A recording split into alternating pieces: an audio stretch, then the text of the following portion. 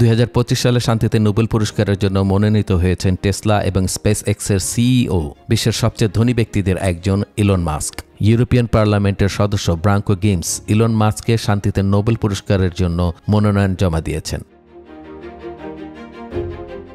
তিনি বলছেন, Elon Musk বাকস্বাধীনতা এবং মানবাধিকারের পক্ষে দৃঢ় অবস্থান নিয়েছেন। বিশেষ করে টুইটার বা এক্স কিনে তিনি বাকস্বাধীনতার জন্য একটি গুরুত্বপূর্ণ প্ল্যাটফর্ম তৈরি করেছেন। এটা অবশ্য প্রথমবার নয়। গত বছর ফেব্রুয়ারি মাসেও নোবেলের শান্তি পুরস্কারের জন্য মনোনয়ন তালিকায় জায়গা পেয়েছিলেন টেসলা প্রধান গ্রিমস। নরওয়েজিয়ান নোবেল কমিটির কাছে ইলন মাস্কের মনোনয়ন সংক্রান্ত নথি জমা দিয়েছেন। তিনি নোবেল কমিটি থেকে পাওয়া ইমেলের স্ক্রিনশটও শেয়ার করেছেন।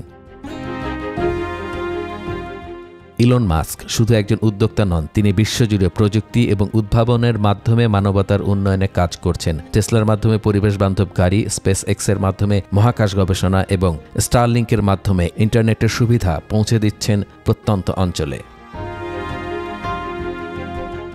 যদিও অনেকেই ইলন মাস্কের এই মনোনয়নকে স্বাগত জানাচ্ছেন, কিন্তু সমালোচকরা বলছেন তার কিছু বিতর্কিত সিদ্ধান্ত, বক্তব্য এবং ট্রাম্পের অভিষেক অনুষ্ঠানে নাৎসি ভঙ্গিতে স্যালুট প্রদানের কারণে মনে হয় না সে অন্তত শান্তিতে নোবেল পাওয়ার উপযোগী। তবে নোবেল কমিটি কি ভাবছে সেটাই এখন দেখার বিষয়।